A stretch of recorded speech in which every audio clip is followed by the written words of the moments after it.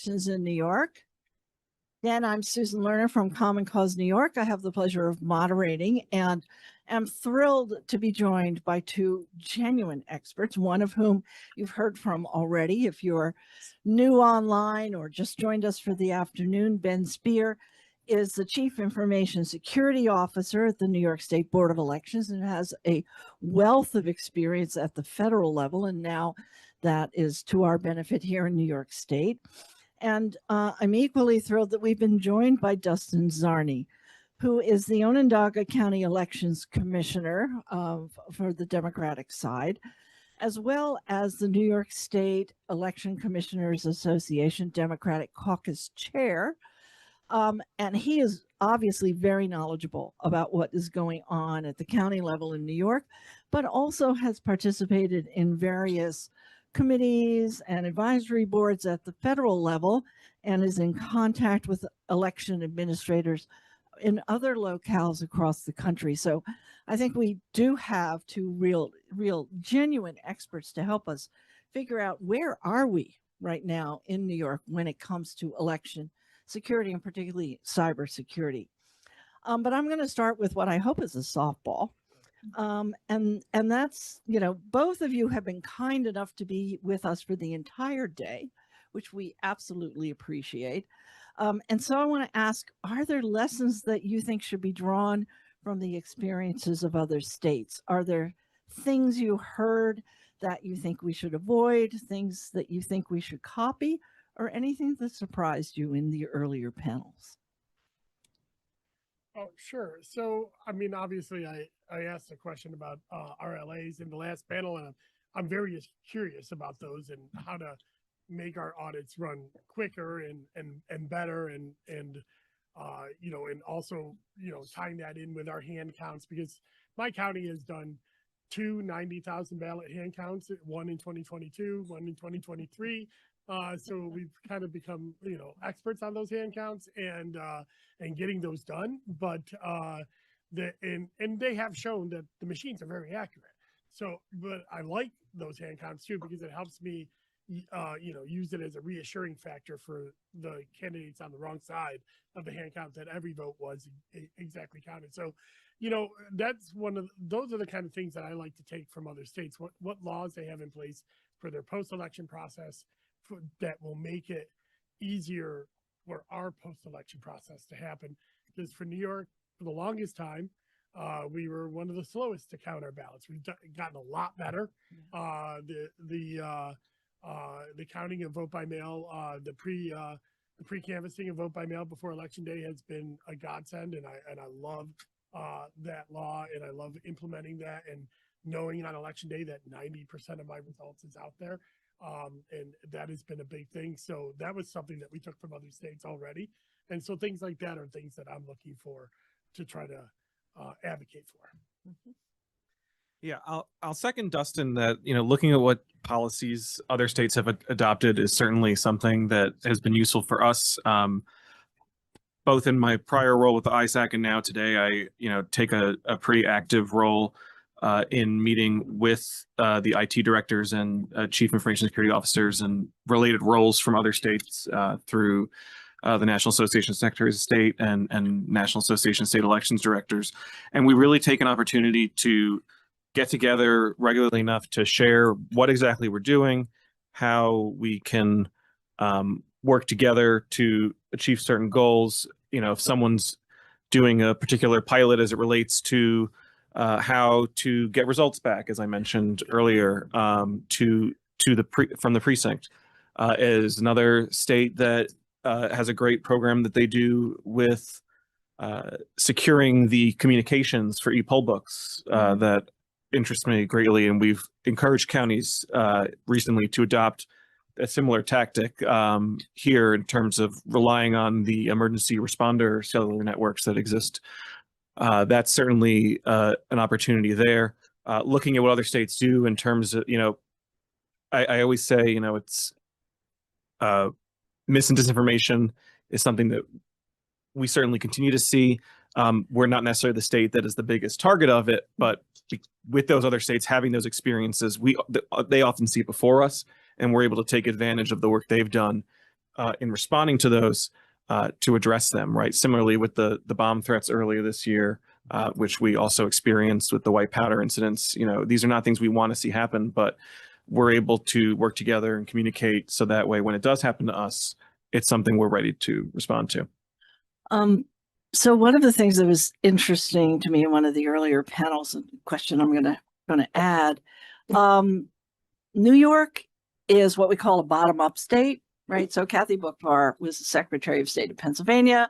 There are two basic ways in which we arrange our elections on a state level. One is what we call top-down.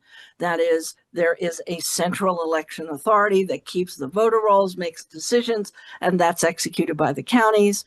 Or I have a bottom-up system where each of the counties is responsible for their section of the voter rolls, and there is a central advisory body, but it's each county has its own responsibility and obligation. New York is a bottom-up state, and we heard, and certainly in the second panel, about the need for communication, fast communication, accurate communication, communication channels.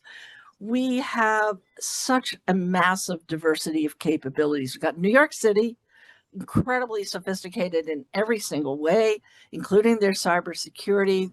The Board of Elections relies on the city, doesn't have to worry about cybersecurity. And then we have tiny counties.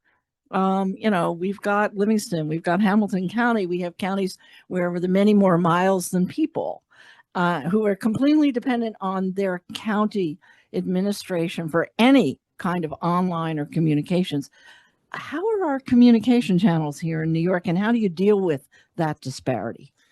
Yeah, I think that, you know, certainly in terms of the network communications specifically, right? We have established, it's been in place for a long time, uniform communication protocol between the counties and the state, and then the state back to the counties for certain things that allow them to move stuff back and forth through our central voter registration, Nice Voter. And certainly, as you've mentioned with other states, there are these systems where the state manages a single system, and then the counties log into that system, conduct their work in that system. It's the county's work, it's their work, but the state kind of serves as a holder of that and a protector of that information. And certainly that's something, as we look towards the future of securing the elections in New York, I think it's something we definitely want to look at as a state in terms of some sort of statewide voter registration system, because as you said, right now under the requirements 6220 of the cybersecurity regulations, Hamilton County is required to meet the same exact security requirements as New York City, and those HAVA grants that we have and then pass along as subgrants are required to be shared in a population-based approach that we've done. And so Hamilton's not getting that many resources, but they still have to meet all of that New York City has to meet. And they only just in the last year got an IT director, right? So where there's an opportunity for us to work with the counties to develop a system that not only is a place for them to work and be more secure, but also work and have a more consistent functional approach so that everyone's kind of working in the same flow is certainly something that could be beneficial. And really for us, it allows it so that all of that limited funding that does exist can go towards securing this one system that we've seen as we look at elections to be the biggest target, right? We speak all the time about, you know, oh, voting machines and election night results and things like that. But as we know, voting machines are not allowed to be connected to the internet. If you wanted to do something to an election there, you'd have to hit how many precincts and how many machines within a precinct in a physical manner without getting caught. But voter registration, even since 2016, right, that was the first target. And that's where you have those concerns about, you know, oh, I show up one day to go vote in a primary and I'm told by the poll worker that I am not registered for that party, I'm registered for the other party, and I've never been registered for that party. Those are the types of things that we want to be able to prevent and create a single unified security perimeter for. So the New York State Association of Counties also recently weighed in on this. They put in a resolution for New York State to adopt a single voter registration system, and both Democratic and Republican commissioners are generally in favor of exploring this option. I think one thing that I would be remiss to point out is that, and I'm in favor of it too. I want to make very clear that I'm also in favor of it. But one of the things that is part of New York is kind of almost a mistake. Well, maybe not a mistake, but the decentralization of our voter registration is actually a protection in and of itself. If somebody attacks Oswego County, Onondaga County isn't affected. You know, and it's not just voter registrations that's decentralized. We have different voting tabulators in every county. We have different poll books in every county. We're a very big, diverse state. You know, 57 different boards of elections, ranging from New York City with, you know, what is it, 5 million voters now, and to Hamilton County, which is 4,100 voters. So it's a big, diverse place. So getting a statewide voter registration system is going to solve a lot of issues, but it's also going to remove one of our natural defenses, and we need to make sure that we're continuing to have some kind of defense in there to not create a big target that you know, a state actor could go after. But I do think that you know, these increasing cybersecurity regulations and the absence of funding from the federal government is you know, creating a very big strain on local county boards and who rely on their county ITs. You know, I don't have my own IT department. Yeah, you know, I'm Syracuse. I'm not a small county. I know some of you probably think cows walk through the street up there. No, it's deer. We have a deer problem, but that's a whole nother issue. But you know, we're 300,000 voters. We're one, you know, one of the top 6 counties.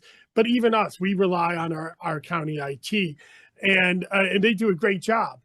But you know, they're meeting monthly with our IT, you know, consultants to just meet these cyber regulations, and the absence of that funding to upgrade their systems, to continue to upgrade ours. And we also have had issues when our county IT internet went down. You know, yes, we can get to our voter registration system, but our results system that talks to the internet, we can't talk to. Our ePulse system that talks to our poll books, we can't talk to. Luckily, this didn't happen on election day. And one other thing, if I can go a slight divergence here, is one thing I wanted to stress is cybersecurity isn't just about, you know, regulations and you know, and software problems. It's a hardware issue too. In 2020, among the many things that happened in 2020, we had a fire in our electrical pole that was right outside of our board of elections, and we lost power. And it just happened to be, and it was like a lightning strike, so it wasn't anything weird. But it just happened to be on the last day of voter registration for the 2020 primary, and which was already in the middle of the pandemic. We had we did not have a generator at our building. We had our own building, but we didn't have a generator. And the county was like, oh, that's okay. We'll just bring over our generators. But it took them several hours to get that up and running. And we actually had to station people at the front of our building because the National Grid trucks that came in were blocking our driveways to fix the pole. And so we had curbside voter registration drop-offs. I don't know if that was something that was allowed, but we were doing it. And,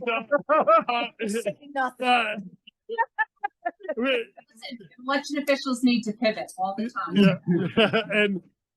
And we did it for that day. But when we got our cybersecurity consultant, they identified a generator as our #1 cybersecurity need. And we used the federal funds that came to us in 2021 and 2022 to buy that generator. It still did not get up and running till the middle of 2024. It takes a long time for this stuff to get put into place. So money is important and time is important. And the fact that the money has dried up from the feds is exponentially making these problems worse going forward for years. That money can turn on tomorrow, and we still have projects that aren't going to be done before 2026. Yeah, I think in the response to that, right, is that we as a state are able to help respond to that now as well, and Yeah. be able to address that, so that way that as this goes on, the counties are not left holding a bag, and be able to support them moving Yeah. forward with that. So I want to talk about another area, but thank you for bringing that up, where the federal government is retreating.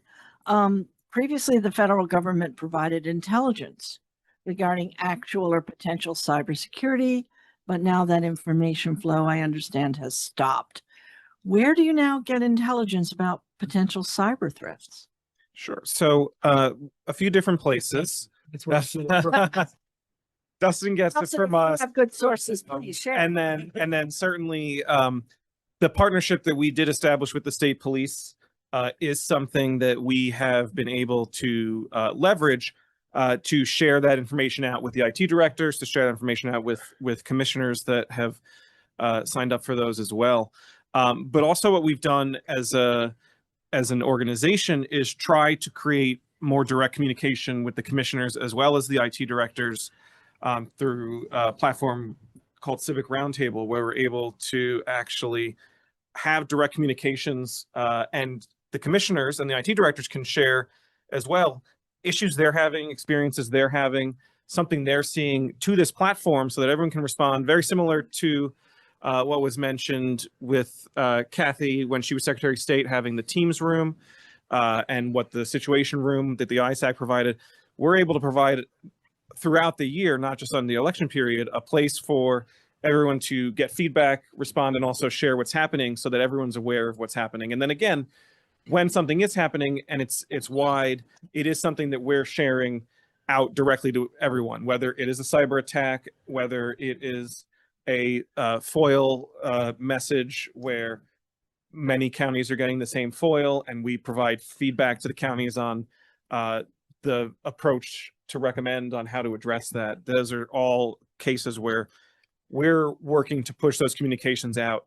And again, I said it in my earlier fireside chat, we do have some benefits as New York State, right? Benefits that were a result of an unfortunate event, and our size, that we have a lot of the resources and intelligence and in information sharing gathering already in place in the state and in place in the city that ensure that the election officials get the information that they need. And I also think that like national organizations have started to step up a little bit as well. You mentioned I'm part of a few. I'm a part of Pledge. That's something that has come up, partnership for large election jurisdictions.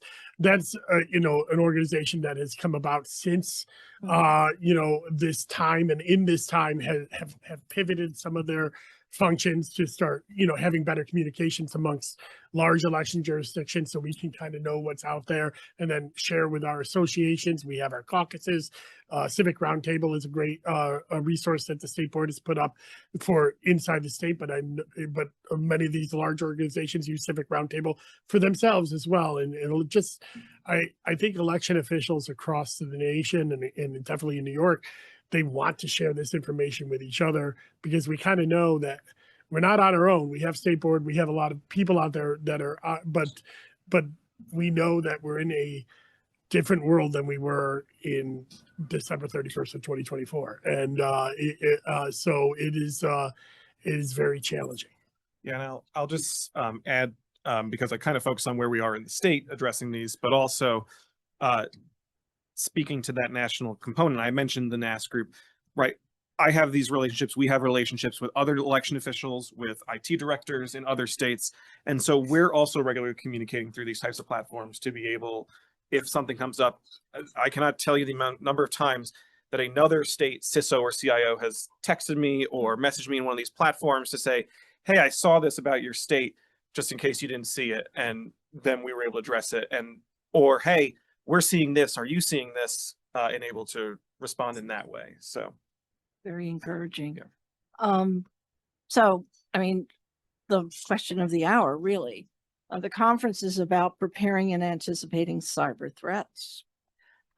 We know we can't discuss granular details, but in general, I'm getting a sense that you have a sense of how you would assess New York's level of preparation.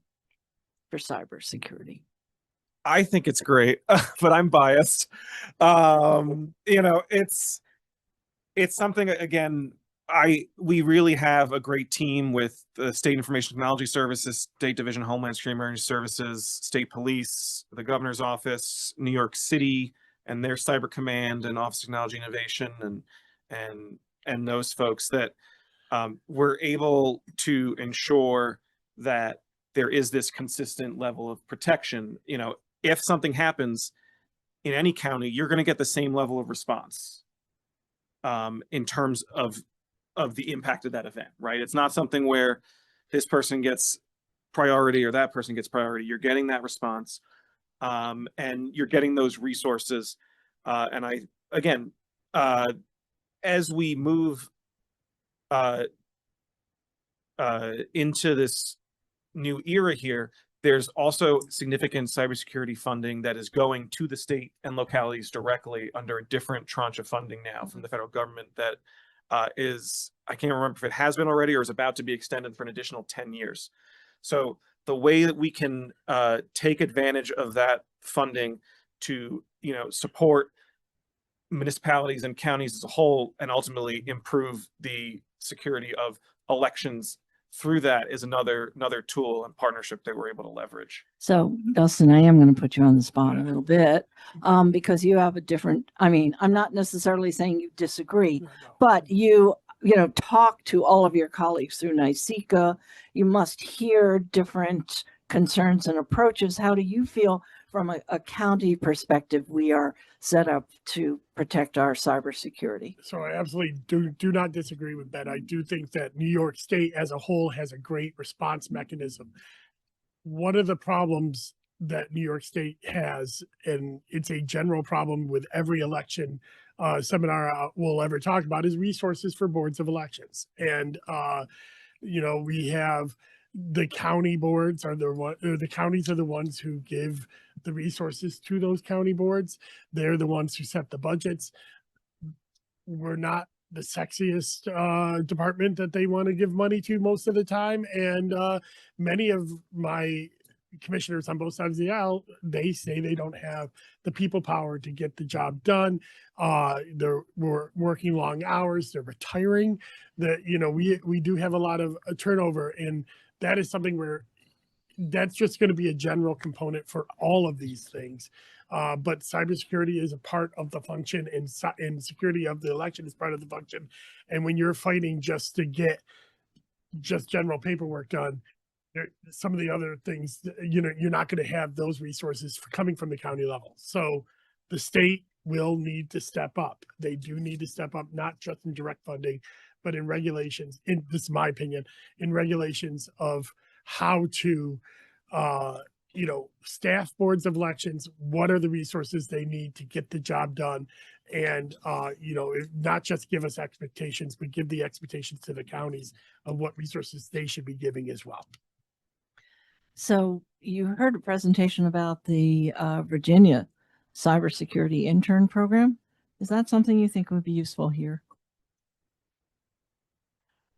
I do. It's something I've tried to convince. I'm also on the alumni board of the University of Albany, and so I've been trying.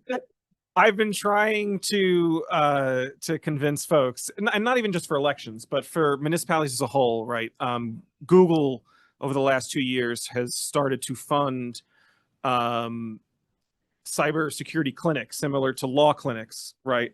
Focusing on establishing units within colleges and universities that can support the local community. And so I think having something like that for elections in particular is a great place to kind of start small, if you will, and then expand from there. But to me, I think it's a great opportunity. As the professor said, college students don't work for free. That is 100% true. And so that's something we have to figure out. But it's something that for me is, I think, something we need to look at and try to leverage in the state. You know, out by Dustin, They have Utica University that has a huge cybersecurity program. Syracuse, obviously, University has a significant program as well. And so I think there's a lot of opportunity there in a state like New York that has a strong higher education public-private partnership already extant. We should take advantage of it. So in other presentations I heard about the UVA internship program, some of the people said it took some convincing to have the local election administrators accept the interns. Do you think a cyber navigator program, an intern program, or just a professional cyber navigator program would be something the county boards of elections would be interested in? What would we need to do to make it attractive? Well, I never turn away free help, so it's paid for by other people. But in all seriousness, again, we have different levels of Right. county boards of elections. We do have some very micro boards that only have 2 full-time workers that are the deputies and 2 part-time workers, which are the commissioners. And then we got big boards like New York City. So different boards are going to have the ability to give work for the intern to do as well. So nobody wants somebody coming to their office and just sitting there all the time too. So I think it needs to be tailored to the sizes of the counties, but I can't imagine that any county IT or county board would turn down help that could help us meet these cybersecurity regulations that are out there, and especially since NYSEC, is raising this issue. I would hope they would be a partner in this too. Okay, thank you. My wrap-up question, and I think we've kind of presaged it a little bit, but I'm still going to ask it. What are your top 2 wish list items for New York cybersecurity? And Justin, we'll start with you. I mean, the top wish list item right now, obviously money. That's going to be the top of every wish list of every list that I make for elections. Funding from the New York State Board, or I'm sorry, not the New York State Board, funding from New York State through the New York State Board that goes to the counties. That is something that helps counties, and have that funding be a little less strict in what it's being used for. Often we get grants for capital, but not for people, or different counties have different needs, and having those, we get a grant for postage, but we can't use it on this, but we can use it on that. And some counties need the flexibility. So the money from New York State is the first wish, and then flexibility would be the second wish on that. Yeah, as you said, we kind of didn't bury the lead on this one, but certainly for me, wish list would be to see more of that centralized focus on the technology, whether it's voter registration or other systems, and how we as a state can work to support the counties and work with the counties to achieve that, right? I hear what Dustin says as it relates to the, going from multiple distributed units to a single unit. And that's one of the things that we can look at as we develop such a system to ensure that, again, even though it's a system that a state board controls or develops and maintains, that each county has their own piece of it, right? That they are responsible for working within, and is secured independent of the other part of the other counties, and secured independent of the state, to ensure that we're able to do that. And extending from that is the 2 items that I mentioned earlier on the earlier chat, which are as part of this moving to some sort of single log-on elections experience, whether it's accessing your civic roundtable, whether it's accessing the statewide voter registration system, whether it's accessing the system we use to distribute military and overseas ballots and absentee ballots, instead of election officials having 500 logins from the state that they have to remember, giving them that one spot to go to, and then be able to secure that spot instead of securing all these different locations. And from there also, as new technology comes in, as additional, as we also look at the gaps in where regulation and policy is now related to certain parts of election technology, putting some arms around that and kind of setting a common baseline that all the counties can and the vendors can work from in order to secure these systems and ensure they're being consistent across New York. Well, thank you. Are there any topics that you feel we haven't touched on before we open it up for questions from the audience? I do want to talk about, like, we've introduced a lot of technology into the polling place since 2019. And that technology is dependent on vendors, but it's dependent on the vendor's vendor as well. You know, if Amazon Web Services goes down, our electronic poll books won't talk to us. You know, these are things, this intercommunication that is happening, which is great for the voters, and it's great for all of the new election laws that we have. That is something that we need to be aware of. We have a lot of great procedures in place for if stuff like that happens. I've been very lucky, I guess better knock on some wood here, but I've been very lucky since 2019. I haven't had any major issues at a polling place where I had to revert back to a paper poll book that we have in place. But because I've been lucky, the inspectors haven't had to use those paper poll books. So how to do that on the fly in the middle of an election day is something that I think about a lot, and I think about how to implement and hopefully never have to use. So these are the kind of things that could come up, that even though the paper ballot is secure, the tabulator is secure, the election is secure, and we do have these things in place, our vendor's vendor could be a problem if it causes a problem in a time period that we're conducting an election. Yeah, and I think for me, the one topic that I think is important to cover is the importance of preparedness and practice. That for us, you know, we can put out all these policies, we can put out all these technologies, following up on the poll books, right? If you don't practice it, you don't necessarily know how to use it. And so we're working, we've done this in previous years, in 2024 and 2019 before that. And we will be this coming summer in 2026, conducting tabletop exercises across the state with counties, cybersecurity refresher trainings, reviews of policy, et cetera.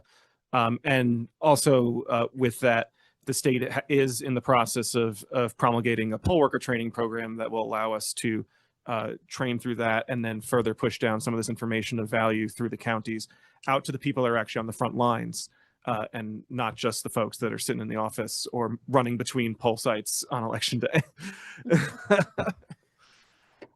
Okay, so we'd like to open it up to question. Oh my God. I'm sorry. I'm going to go to Doug first. Susan, we've heard about others' priorities. We'd like to hear what the priorities for Common Cause New York are. We thought we were in trouble. It's you. I'm not calling on you first ever again. Well, we are obviously very interested in cybersecurity. And so there are two things that have come up. One, some version of a cyber navigator program, I think, is really helpful. I think it addresses the disparity in capabilities among the different counties. And then really the poll worker training is a constant goal of all of us who work with elections, particularly those of us, my colleagues, who have been in the command center for election protection and gotten some of the calls and comments about things that poll workers were clueless about. It's hard, right? I mean, as you know, as I like to say, New York City has to recruit, train, and deploy 36,000 poll workers. The Marines have a hard time with that, okay? But there are things, Ray Bradley is going, oh yeah, oh yeah. But you know, the recent legislation, the program that the state board is now trying to develop and implement, a uniform level of training, better testing procedures for the poll workers, which is always a challenge. is actually one of our long-term goals. You know, our immediate goal is seeing if there is the possibility of a cyber navigator program for our state. Kristen? I would say a few things. One, coming from a county where I was for almost a decade, and to the state. Introduce yourself. I think everybody knows you, but Executive director at the state board, and also the commissioner in Rockland County for many years. I think we've seen the maturation, and I heard you say, I think it was 2020 where the poll went down, right? Yeah. You know, we've had in New York and across the country, we've dealt with these changing and evolving threat levels, right? And prior to maybe 2017 or prior to critical infrastructure and all of that, I remember developing continuity of operations, and we didn't know what we were doing because it was not a reality, right? We thought, yes, we'll move this computer here and everything will be fine. We've had to deal with the fact that we have to be able to stay up and running when everything goes down. So I think, you know, we've learned on the go. I think the other thing is your point about money. First, I want to say with federal funding and obviously the tightening and what we felt from the state level down to the county level, the first thing that the state did and our state legislators did, they called me and said, how can we as a state work with you and make sure that we close those gaps? And I think that that's very important. But I think the other thing you said we could do more of, which is regulations, right? So the voter registration regulations, like the requirements of the voter registration systems, that came about from us. That was very important because I think in many ways it saves you some money, because those systems, if they want to play in this state, they have to have a certain level of functional abilities. They have to have cyber security protections. And in the past, we used to pay them to make changes. Mhm. But it's like, no, we're not, no, you're a vendor. Client, but we're always advocating for the clients, which are the counties. And, you know, in the past, they may have passed on some of those costs. Like we said, develop this and we'll pay you. Those days are over, right? We have to all work together, but there are ways that we can sort of think about how, if it's not direct money, how can we provide resources? So I think that's a very good point. And if I could jump on that, one thing that New York is very lucky with is that we are not like a EAC only state where, you know, we have our own certifications. We have our own, requirements for all different types of systems. When the VVSG guidelines were being proposed to be changed, I'm a member of the EAC local leadership council. A lot of my friends that are in EAC only states were fretting big time because they thought their systems were going to be overnight decertified if it was passed. We don't have that problem in New York State because we have an extensive certification system that goes through our own state board. So that's something that we have a protection in New York that other states don't have. Other questions? This is your chance, folks. Got the experts here. All right. I want to, yes, in the back. Help myself, sorry. It was great to hear a little bit about how the state works with the state police. That was really cool. I'm curious, Dustin, what is that like at the local level with your sheriff? What is the local law enforcement relationship like with you and your colleagues? That's a great question. I think it differs from county to the county. video, folks. The difference from county to county, but I have a great relationship with my sheriff and my city police. And in fact, both of them have responded to poll sites. I give them my list of poll sites. They do not stand outside my poll sites because that's a problem as well. But they do patrols. They know where they are. If I need them to respond to an issue, they will.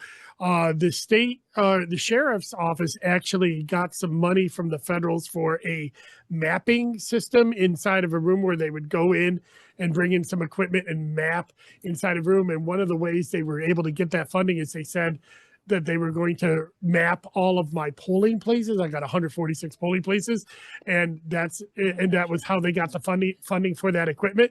They did not ask me about that before they got the funding for that equipment. So then all of a sudden they wanted to show up my 146 polling places. I had to call the churches and everything and say, no, this is fine. It's good.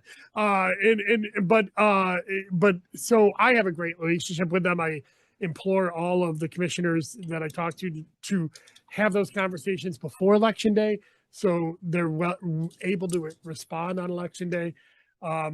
So yeah, I have a better relationship with them than my Department of Transportation sometimes, who does like to do road work near polling places, but they're usually pretty good. Yeah, and I'll build on that. Just speaking from seeing what happens in other counties, I think that is generally the case.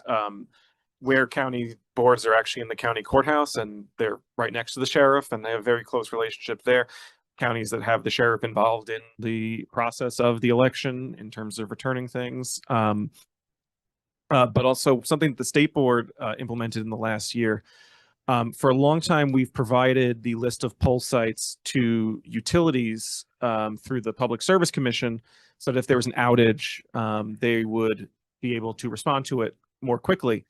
And through a partnership with the Division of Homeland Security and Emergency Services, Office of Interoperable and Emergency Communications, we are actually now sharing that exact data down to the 911 centers, the public safety answering points, so that they can enter into their GIS systems. We're also partnered with the state GIS office to geocode the poll sites. And so we're sharing that information down so that during the election period, there is a call that is sourced from one of these locations. It gets priority for reporting. It doesn't necessarily get priority for response because they have to respond accordingly, but they'll ensure that reporting gets up to us. They'll ensure that there is, it's awareness that there's a polling place that may have a threat of some sort. And so that's been a great benefit for us as well in that partnership. Yay, thank you. Going once. Yes, Jared. I think this mostly for Ben, but Dustin, I'm certainly curious your experience. And first, let me just say thank you so much to you folks for your work and to the administrators, in fact, the other folks in the room. A lot of the conversations we've had have been about the importance of information sharing, rapid response between election officials and other key stakeholders. We've also heard a lot about how the counties, many of them lack capacity, particularly around cyber. I'm wondering, how does the information flow up to you folks so that you can provide your expertise from the local boards? I think you mentioned earlier, sometimes people don't want to pick up the phone, or they don't exactly, maybe in the fog of war, it's not top of their list. They're dealing with a crisis locally. So Sure. I'm just wondering, how does that play out for you? And Yeah. what would you like to see so that? So we actually have established a cyber hotline that has evolved into an everything hotline. If I'm being honest, the other day I had people calling the hotline because they wanted to follow up on their cybersecurity training. I mean, it's really become this everything hotline, and we've made sure that they know about their physical, they're coming to us about physical threats now too. So we have two hotlines. One is OCT CERT, and that is, that's an 866. That's an 866 OCT CERT. And that one is run by, it's owned by the Division of Homeland Security and Emergency Services. It's operated and answered by the State Police Intelligence Center. So what's great about that, and why we were able to just quickly turn that into addressing other threats, is because it's the state police, right? So if something came in and it was physical, the cyber team who answers that call could immediately toss it to the terrorism team, counterterrorism team, or to the local unit or the field liaison. So that's that. They answer that call. That call then generates contact to a group of state partners. If it's a cyber incident, the Division of Homeland Security and Emergency Services responds to the cyber incident, offers assistance, etc. And if it's something else, we'll address it and try to figure out what the best approach is. And then we have a second hotline, 833 Cyber NY, which the rest of the state hates Tom Connolly for grabbing first. 292-3769. That one I've memorized more recently. 833-292-3769. And that one comes straight to me and my team at the Secure Election Center. And there, we also are responding to these issues. We'll pass that back. Generally, we encourage, and the official policy for the instant response protocol is you're supposed to call both, right? You call both. You call the CERT line first, and then you call us. Sometimes they call one. Sometimes they call the other. Sometimes they text one of us, and then someone comes running to my office to let me know, and then we go and figure it out. I mean, that's the reality of how this works, right? Relationships, as I said earlier, are a big thing. But that communication does exist. And as I did mention earlier, right, the fact that we are communicating regularly about these things, right? So when a suspicious email goes out, immediately there's an alert that goes out to everybody saying, hey, so-and-so saw this, you might see it too. That when we had the white powder instance, we immediately sent out mail handling procedures to all of the counties.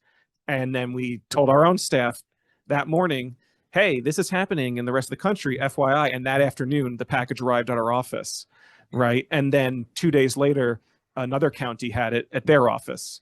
So these are all things that we're pushing information down. And the fact that we're there pushing information down encourages people to come back to us, right? Right. To add to that, and some of that, sometimes we don't hear from the counties because they're in the fog of war. The relationships that we've built with our other state and frankly federal partners as well have helped with that, because most of the times the counties will call us, right? Sometimes the counties are in the middle of the thing, and so through our team's channels and through our other operation centers and through those 911 calls, right, you'll get alerted at that point that, like, hey, there's a call that came in from this pulse site, and we're able to proactively reach out to the county as well. So we have kind of multiple points where we're getting information. 80 to 90% of it's coming directly from the county commissioners or their staff, but that other 10 to 20% is coming through those partnerships and those relationships where we're getting alerted through our partnerships with DISHs and the 911 and the state police. So we're getting from multiple sources. Yeah, and that's one of my favorite examples. One of my favorite examples that we have is that we got notified by a utility company that there was a power outage at a pole site. We called the commissioner. The commissioner said, "What's happening there?" But the other commissioner is nearby. We'll have them stop by. And the other commissioner goes, and they call us back and say, "Oh, the reason they didn't let us know is because one of the inspectors went down the block to their house and brought a generator to keep the site back up," which goes back to what I said about election officials are dedicated, right? These are dedicated people that want to see things happen, right? So Ben mentioned, right, that we developed last year with the state partners, that we came up with communication statements. We also pushed them out to the counties, said, if, X occurs, this is how you might frame it. I can tell you that last year was a tough election year. No question. We felt so supported, and it is relationships. At the end of the day, I could call up, the head of DISHs. I could call up all of these people. They are truly there in our office, that our election, Yes. They're there for us. And having that preparation, what Ben said, is so important. We prepare in advance and we're ready, and hopefully we never have to use it. But I watched all of these things mature, and it's an honor to work in this space, and it's an honor to work with the people in this state because they really do care. On that excellent note, thank you to our panel, and we'll have our concluding speaker.